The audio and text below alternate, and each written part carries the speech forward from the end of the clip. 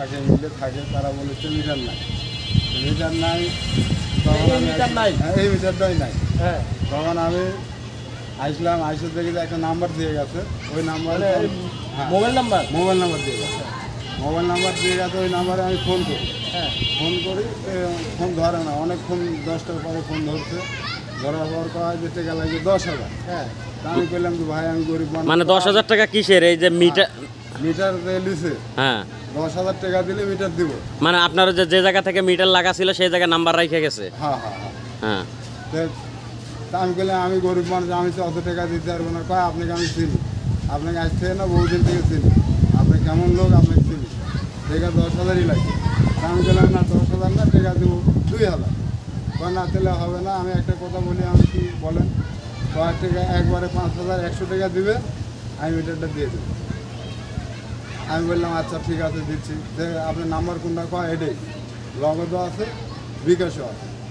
পরে ওই নাম্বারে 5,100 টাকা দেওয়ার পরে ফোন দিই, ফোন ধরে কয় যে টাকা আরও 3,000 দিতে হবে। এখন আমার কাছে টাকা নাই, পরে হালাত বোরাত করে সে আবার 3,060 টাকা দিচ্ছে। লওয়ার পরে কয় প্রাইমারি স্কুলের সামনে যান, যা দেখেন ওই কলা গাছ আছে, হাতের বাম সাইডে ডান সাইডে, ওই কলা গাছের ভিতরে যা জানিয়ে মিটার আছে, এই তো মিটার পেলাম। নাম বলছে? না না না, কোনো নাম বলুন না, এটাই সেই মিটার না? এটাই সেই মিটার। হ্যাঁ। তো এই অবস্থা যদি হয় যে পল্লী বিদ্যুতের মিটারে আরো আপনারা কি আরো নাকি বলছে যে মানে আরো অনেকের মিটার নিছে, সে স্বীকারোক্তি হ্যাঁ দিছে? হ্যাঁ। কার কার নাম বলছে? ওই যে জাহাঙ্গীর স্টারটা খুলেছে, তারপরে যে এখানে যে আরও ওই যে এটি যে এক ফেটকারি আছে না, নতুন ফেটকারিটা, এই ফেটকারিটা খুলেছে। তারপরে কয়েকদিন আগে বোরাই গ্রাম চুরি হচ্ছে, আমাদের ওইখানে নাটক বোরাই গ্রাম বলে একটা জায়গা আছে, ওইখানে থেকে 27টা মিটার একদিনে চুরি করেছে। আচ্ছা, এটা চুরি করে নিয়ে গেলে মানে পল্লী বিদ্যুতে জানাইলে তারা কি বলে? তারপরে আক্তার দোকানের একটা লিখে, মানে এই এলাকার আপনার দোকানের আশেপাশে কোন কোনটার নাম বলছে? ওই যে আক্তার দোকানে একটা লিখে, আর আপনার হলো জাহাঙ্গীর স্টারটা লিখে, আর বললো যে ওই যে এক ফেটকারি আছে, ওই ফেটকারিটা লিখে।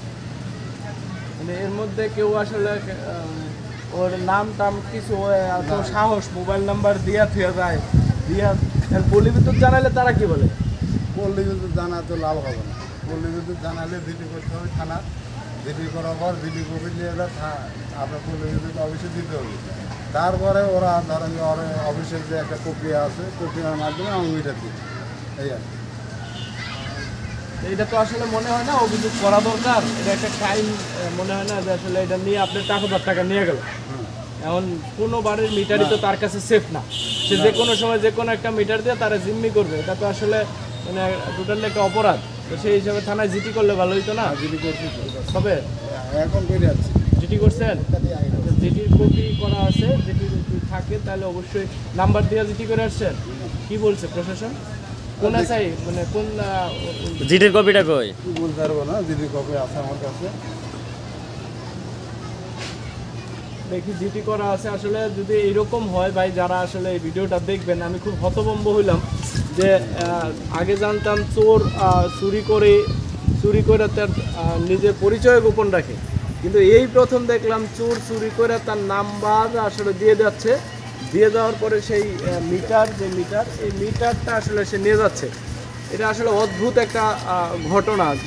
এই লোক শহীদুল ভাই, উনি মানে বাধ্য হয়ে এই টাকা পয়সা দিয়ে মিটার আনতে বাধ্য হয়েছে, কারণ ওনার মেল চলছে না বা ওনার বাড়ি ইলেকট্রিসিটির কারণে বন্ধ, মানে চরম একটা বাজে সিচুয়েশন। এই সিচুয়েশনে যে মানে তাৎক্ষণিকভাবে মানুষ হতভম্ব হওয়াটাই। জিটির কপি আমরা দেখতে পাচ্ছি, জিটির কপি এখানে দেওয়া আছে সজীব আহমেদ, সজীব হোসেন, সাব ইন্সপেক্টর সজীব হোসেন। উনি